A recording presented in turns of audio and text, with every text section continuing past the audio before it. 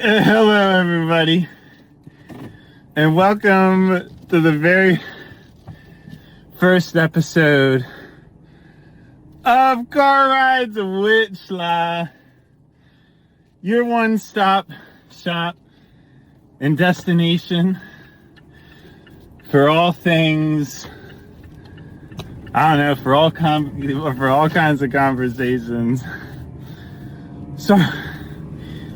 Sorry for being out of breath, but I don't know, I was gonna clock out and my thing, they logged me out of my work's Wi-Fi.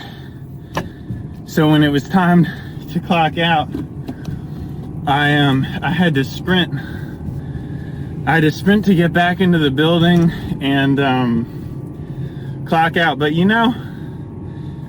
hey, I mean, what else is new? It's episode 1. It's a little rough around the edges. You know what I'm saying? A little out of breath at first, but I was sprinting quick. So don't think it's that I'm not in shape. Don't think Schla not in shape, because Schla definitely in shape. But anyways, there's been a lot going down recently.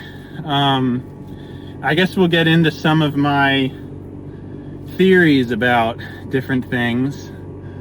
But to preface, there has been some very insane seesaw, swing back and forth, pivotal events that has led me to breaking point, best point ever, back to breaking point again. We're gonna keep things anonymous and vague for the time being. And nah, my bad. I just did something a little risky, and I probably pushed this sucker faster than I ever pushed it before. I was up in the RPM, but you know what I'm saying?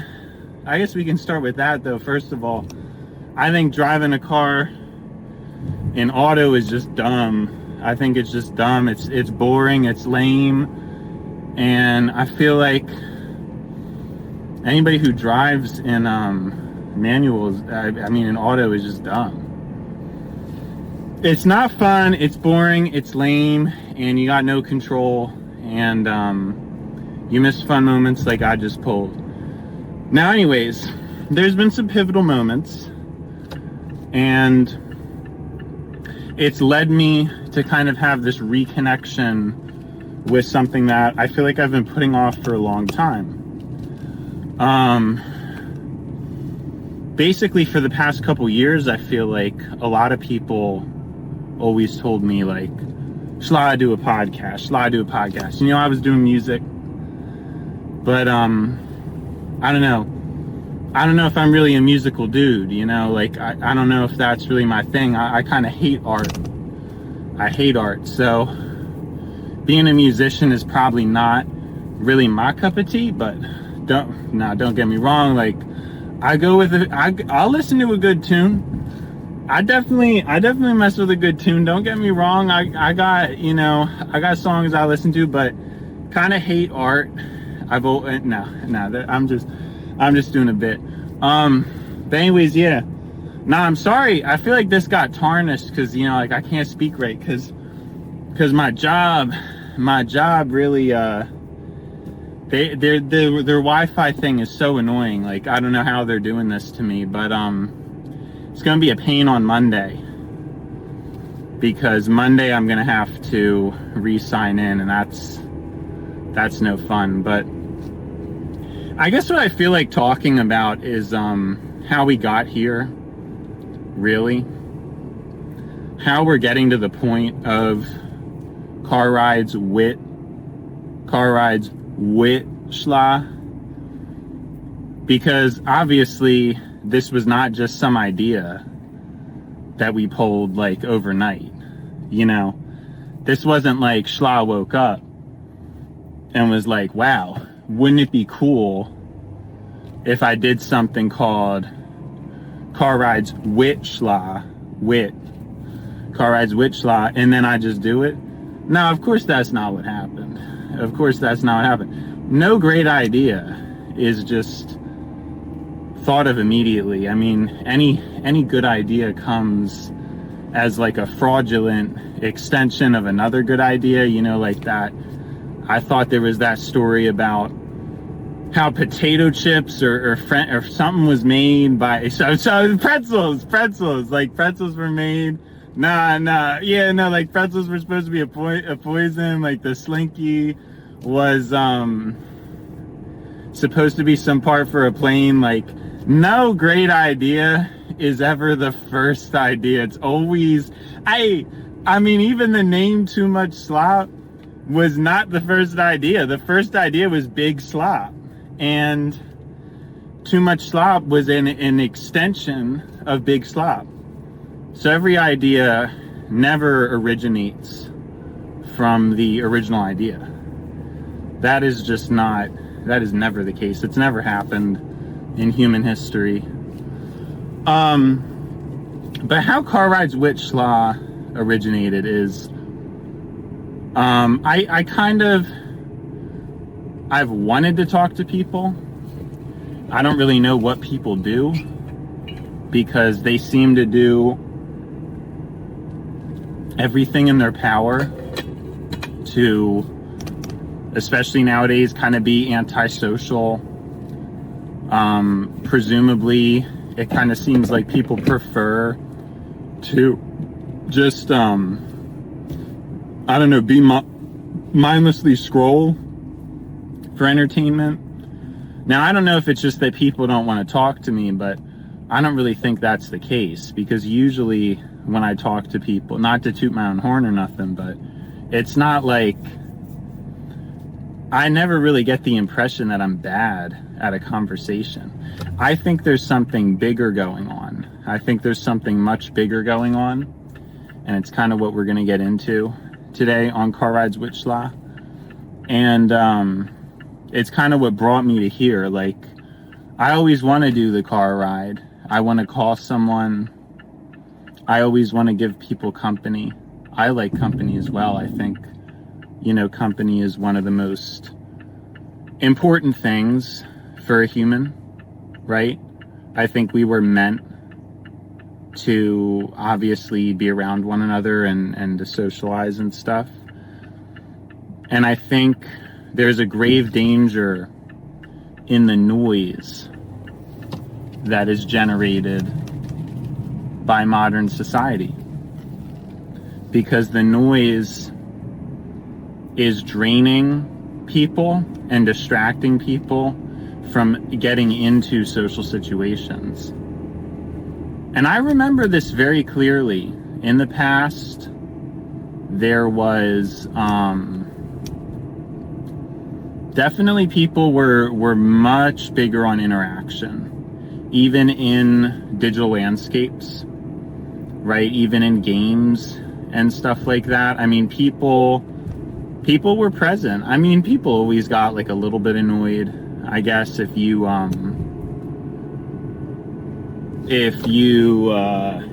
were talking a lot and stuff with the game. But I always kind of found people and stuff. I think people were fairly open. But there's a whole new wave now of people who enjoy isolation, enjoy being antisocial. I think it's very threatening to the human condition.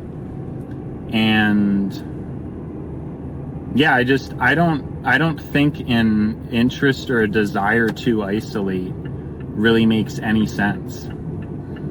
I think it's sort of an illusion that people have, because chances are, since isolation is a privilege, free time and isolation are privileges, most people inevitably, I think, spend most of their life not alone, right? It is a privilege to even have a life of isolation and to be able to choose that path. It's, it's not something that most people are afforded to. Obviously, most people living in poverty, you're typically in an apartment, or if you're not in an apartment, the home you're in could have multiple people living within the home. And so it's really only rich and a privileged minority of people that get to experience isolation. It's not something like, it's not something everybody gets alone time. Sure, I mean, people get certain amounts of alone time. But really, no, I mean, most people do not get that much alone time. It's a privilege. It's not something that is afforded to most people, or it hasn't been afforded to most people throughout human history.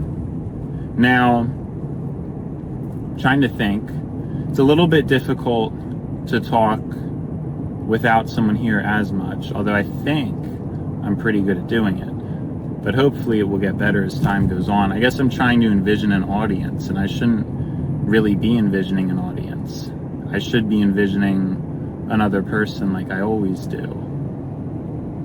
Thinking, but also distracting myself from the point. I don't know where I was at with that, but I guess I'll just get into how it is true that there were certain brief periods of isolation for human life prehistorically. It would be like, let's say you have to go hunting for food. You might do that alone. Now, presumably though, I would assume that point actually may be refuted, because it actually still would be more beneficial for you to hunt as a group.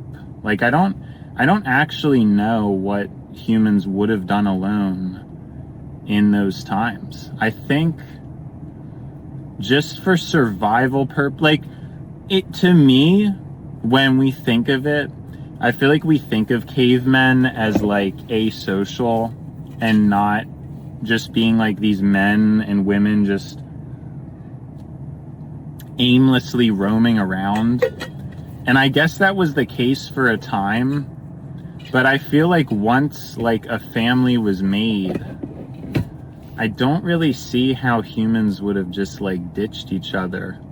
Although I guess when we're talking about like the pre-human humans, that could have been the case. But I guess the whole premise is, I didn't even think about this before, but even back then, there's still so much incentive to not isolate. Like, if you're just thinking of like animals who are social, none of them isolate. That's never like an advantageous thing to do. It's never. I mean, the first kind of animals that come to mind are guinea pigs. And obviously they typically move, although, yeah, I guess when they're not bonded and they're together, they get agitated. But that goes into a whole other thing, right? If humans aren't bonded, then... Sorry, I'm having too many revelations. I guess I'll start with the first thing. Yes, for survival, even for hunting. Well, let me rewind a little bit, because you guys haven't heard that theory yet.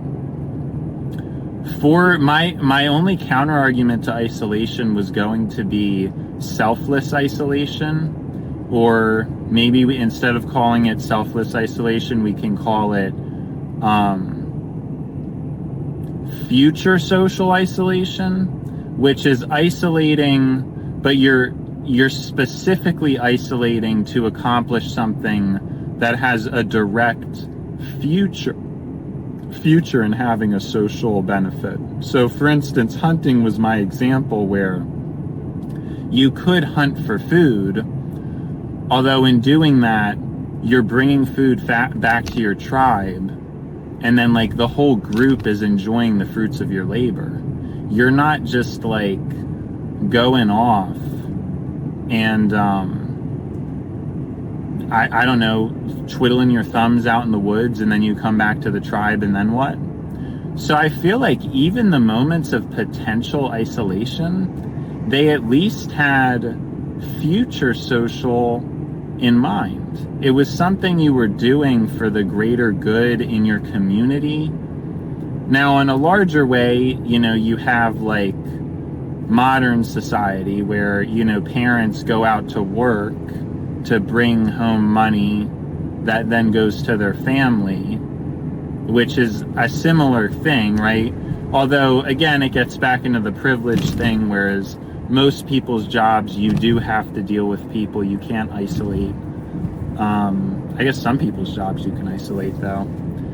But I think that's an important thing. There's a very distinct difference between isolating for selfish reasons versus selfless reasons. And I think that is a very, very important distinction. There is also,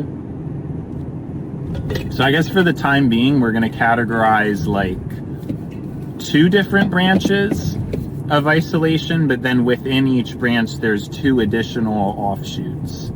So the 2 branches are, wait, actually, I don't even know how I'm going to word that. It's kind of hard to do this like while driving without something right in front of me, but the 2 segments, I don't know what I'm going to call the segments yet, but it's like selfish isolation and selfless isolation. And then you have productive isolation and unproductive isolation. So those 4 characterizations are very important when determining, does my isolation have any benefit on me whatsoever? And my theory is that if it's unproductive isolation and or selfish isolation, it can very easily, not necessarily always, but very easily become negative, and probably is. We can assume that, especially nowadays, if you are doing unproductive or selfish isolation, it's probably just not good for you.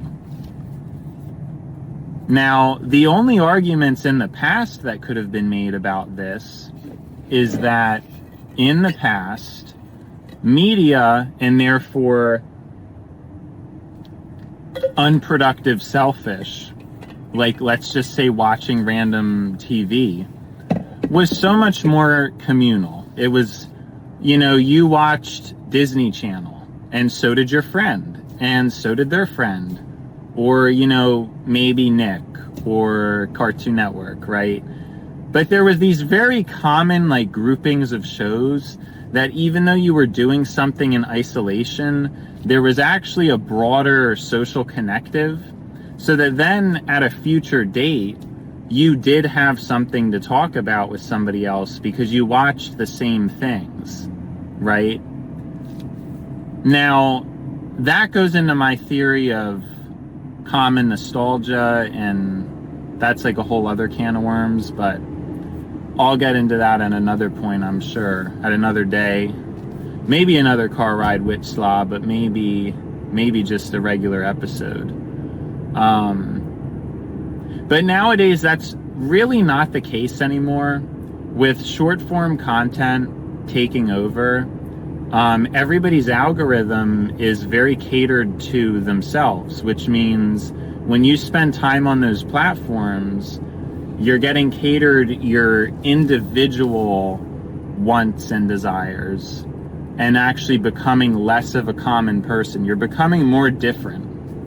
And when you see that in animals, what do you see, right? Unbonded guinea pigs, they kind of fight with each other, they really viciously when they're not bonded. And obviously unbonded humans do the same thing, right? If you're a human and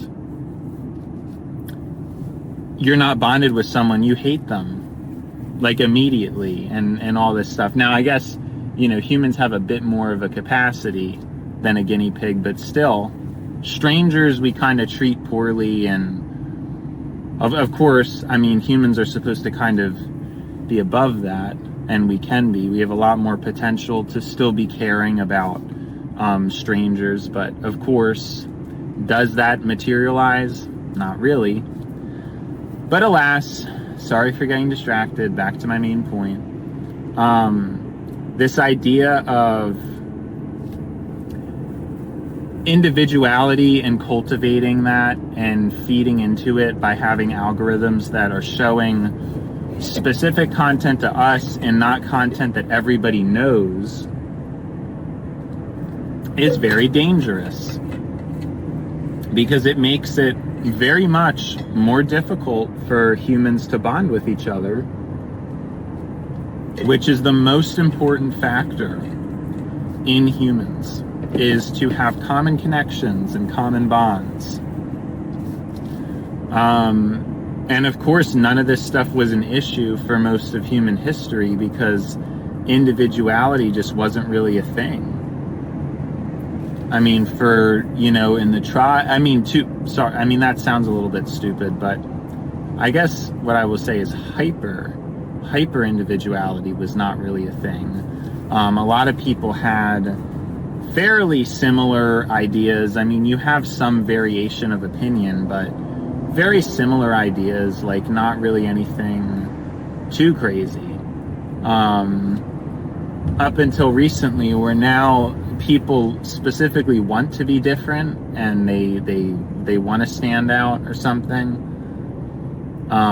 which is doesn't really make a lot of sense for what humans should be, or you know, what a social animal would want. I mean, I don't know. I think wanting to be different is silly. I think people who want that, it's kind of like just a cognitive recognition, an error in cognitive recognition. And it's similar to the error for the desire for isolation. I think people just want isolation as a grass is greener on the other side of the fence thing. It's desirable because it is a privilege, right? But I think the other thing is that people see social relationships as draining. And the reason why is because it's very difficult to bond with people, because we're all so hyper-individualistic and everything is revolving around money now. Like, when you go to a grocery store now, it's a cashier that might be fired or quit in a couple months, and then you have another cashier who in a year might get replaced, and then the next cashier might be there for 3 years, and then you never see them again. Most of the time we see others, it's come and go. Even in the workplace now, there's such a high rate of people switching jobs, and it's mostly to do with money. And I don't think people understand how damaging that is. If you can think about how nice this would be, let's say there was a local person who owned like a grocery store, and you just went there and it was always them your whole life in your town or whatever. You knew them by name, you said hi to them. I think that would be an incredibly positive experience. But that obviously isn't the case anymore. I mean, you go to the food store, you might know a couple cashiers, but a lot of them may just be come and go. You're not even speaking to the owner of the company, right? And so a lot of our social connections are kind of fake. They're kind of just, I feel like coworkers are nice to each other because they have to. I guess in a way that's good. It is kind of good to have people feeling the need to be kind, as there could be a repercussion if you kind of start friction in the workplace. But it's not really a true connection. You don't know how long other people are going to be there, if they're going to be let go or fired or things like that. Again, everything's very chaotic, very individualistic, and it's very difficult for people to bond with one another, which is why we're seeing the rise of the pseudo-introvert, which is a person who is having trouble navigating the modern landscape because it's so abnormal and draining, and none of it makes any sense.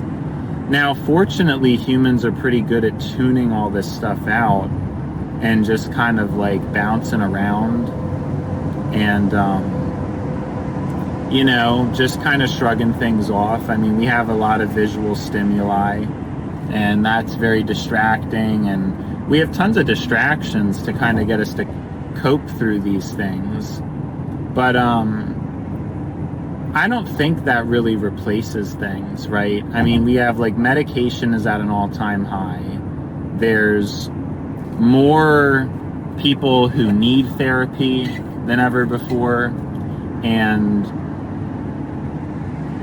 none of that really makes any sense, because if we're humans and we're building a greater civilization, there's no excuse for why any of those things should be the case. Now, as I'm saying that, I guess you could make the argument that maybe if medication is needed, the fact that more people are getting it is a sign of further, I guess that is a good counter argument. But I think you get the point of what I'm saying, where what I'm talking about is like, I think we should be able to create environments that actually reduce the amount of medication that people would need and the amount of therapy that people would need, especially because of the depth that we know about human psychology and just, things relating to that. Like, I think we do know what we should do to construct a better, well, I'm outlining it, right? We do know what we need to do, but people aren't doing it because, again, money is great, and money is great for a small amount of people and bad for the rest of us. Well, that's a little bit of a generalization. Obviously, money as a concept is a good thing. However, I guess the way the system is at the moment is very much catered to a small group of people having a ton of benefit over everyone else. But then again, when has that not been the case in human history? Because even before money, well, I think things were more fair in the past. But regardless, that is a whole other side tangent. Basically, there are pseudo-introverts and the rise of antisocial people, which I don't think these people are real introverts. I don't actually think anybody is a real introvert. I just think that the modern standard is not normal. So maybe the modern standard leans extrovert, but it's like, I don't even know if that's accurate either, because even an extrovert can get drained from being in a chaos, right? I mean, chaos is draining. I guess for some people it's not, but I think it is really for a lot of people. I think even TikTok and the chaotic nature of that app, I mean, people just use it because it's like they're bored, but I still think it's draining. I think most of the evidence that's out, the rapid short form content is like really draining. Like, I don't think that is the same as like back in the day where, you watch a funny YouTube video that's 20 minutes long. I think TikTok is worse. I think it is more draining to have all that sound in rapid succession, have all the visual in rapid succession. I think that is worse. And I'm pretty sure there's data to back that up, but I guess it's my pseudo-hypothetical theory as of now. But, so I think people choose isolation out of an error, and I don't really think an introvert exists. I don't think there's anybody on the planet who is actually introverted. Like, I think that is like sort of a manufactured thing. Now, granted, I'm saying that, and it is true that, like, there are some introverts, but it's not most people. Most people are just not introverts. And I think if it wasn't for technology especially, there would be so much less of these, like, because you would get so bored. I mean, like, imagine you would just be too bored to be like an introvert. I don't know. You'd eventually kind of want to do something, or you'd at least interact with your family. I guess that's another important thing, is just like small social circles, like quality over quantity. I can see how an introvert may want a small circle, right? But there's no, like, I think they even admit this. I don't think, like, mainstream health really denies that. Like, introverts and everybody needs social connections and social interaction all the same. It's just a different, I guess it's a different equation, they say, because it's like extroverts gain energy from social interactions and introverts lose it, and then they need their alone time to recharge. But, well, no, I guess I do agree with that. But I guess we kind of have to get into what constitutes the recharging. Like, because if you're alone, but you're like on TikTok, is that going to give you the same replenishment? I kind of doubt it. I preemptively doubt it. I think like that would lead to additional overstimulation, and it would kind of disrupt the introvert's battery to like properly be recharged. And even still, that theory doesn't really add up. I mean, I guess the reason why I'm saying that is because even though TikTok isn't directly social, I think it's social adjacent, right? Like, I don't think if you use, like, even if you're listening to like a podcast, I don't know, that, like, that's tricky to me. I think it gets into like what is quality alone time? Is like, would introverts' battery be able to be recharged faster if they like meditated or something? Sorry, I'm having a difficult time putting things into words right now. My thoughts are kind of thinking faster and thinking of like a bunch of different things. But I'm hoping that, you know, you guys are getting the gist. But if not, I guess I could re-listen and try to reiterate what I'm saying. I'm also driving, so it's kind of like a little bit difficult to figure all this stuff out as I'm like, but then of course I'm trying to be like considerate and explain all that, and then I don't even remember what I was saying. So that's great, right? Yeah, that's great. Yeah, because I was getting like way too off track. Oh yeah, looking into like what restores the introvert's battery. I was saying that podcasts and TikTok could be social adjacent. They could be, and they could actually still be somewhat draining to an introvert, because typically, like, I mean, what did an introvert do? They kind of did things like like read books, or yeah, but I guess TV has always been around, and that's kind of, but even I just don't think like watching TV is as draining as like TikTok is. I think I already said that. I feel like it can't be, but that's kind of what I'm saying. Like, I just can't see how like good company is something that even an introvert would need space from. Like, I don't know. I don't know. I just think it's like, because there's too many things that I think people have no idea what they're even like doing. Let's talk about that theory, because I mean, I'm getting relatively close to home. I don't actually know, because I don't have my map up. I usually do, which, you know, don't criticize me for that. I like to see details, I guess. So, but where was I getting at? What was I getting at? Yo, I was on the brink. I was on the precipice of something, and I forgot. That's not good. Not good at all. Oh yeah, we're talking about like, right, good company. Okay, I remember now. People have no idea, like, people have no idea who they are and what they're doing.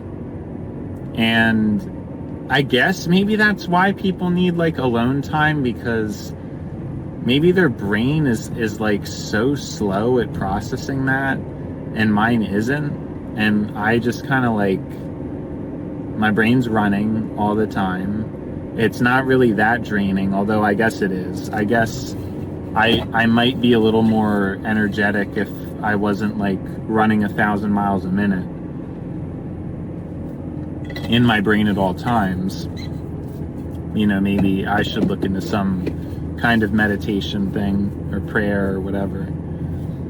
I probably should, just to collect my thoughts, but I feel like people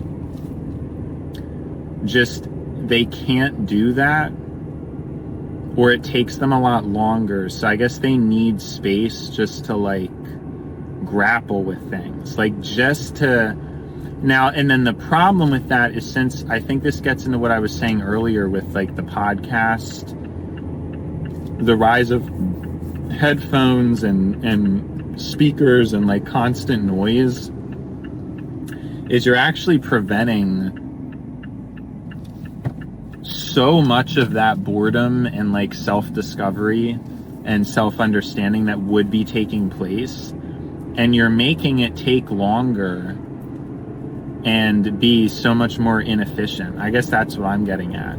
Like, I think technology also will lead to more isolation, because you're spending more time listening to a podcast, or I mean, it could be educational. In that sense, it's a little less of a waste of time, but it's still noise that is not your own thoughts.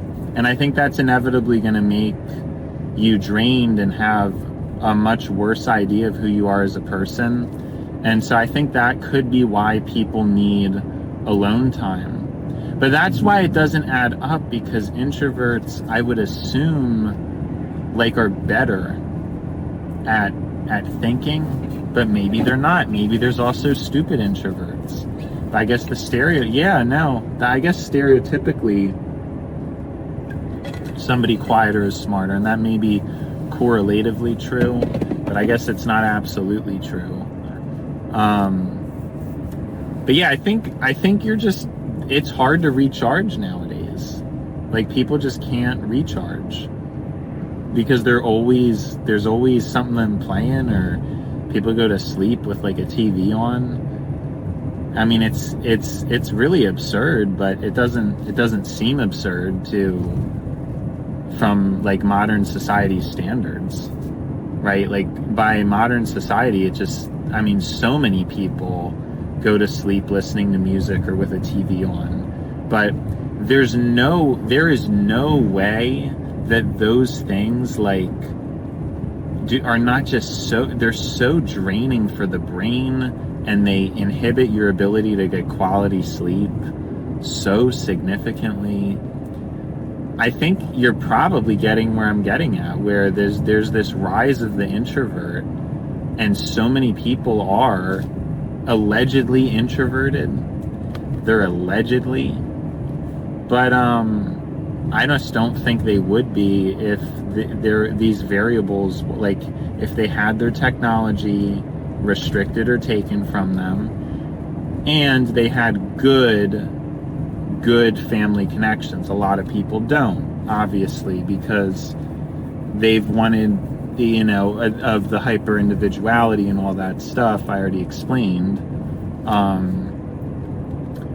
People don't have good connections with their family.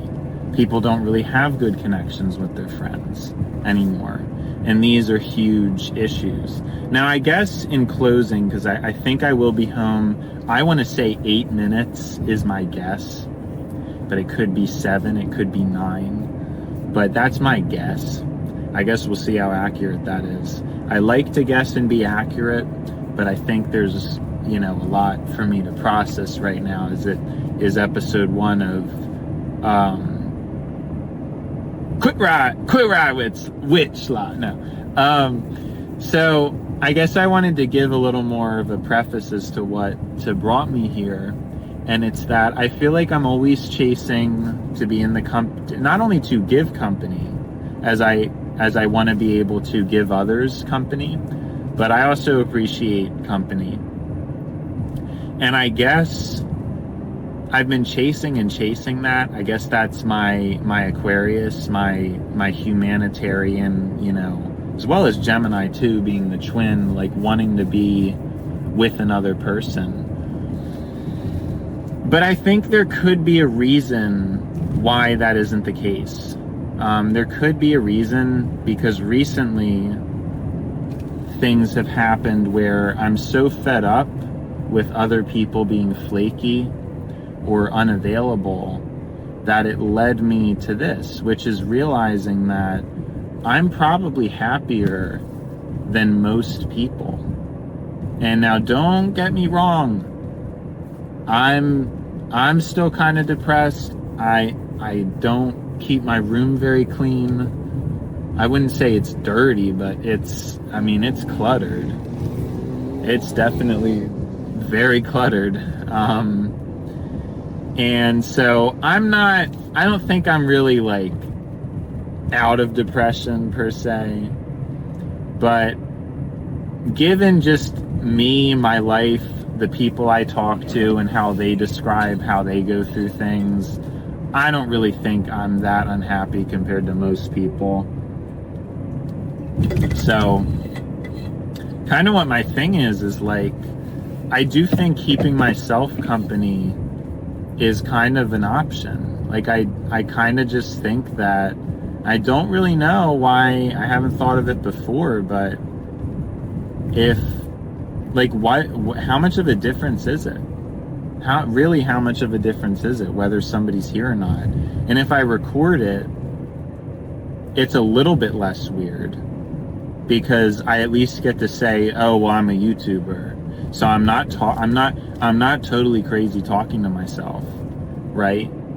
And so pivotal things have happened, and it's made me realize that I've had this like fear of recording for a multitude of reasons that I'm not really going to get into, but I've always kind of had an anxiety or an apprehension or a fear of recording, and I'm trying to get over it.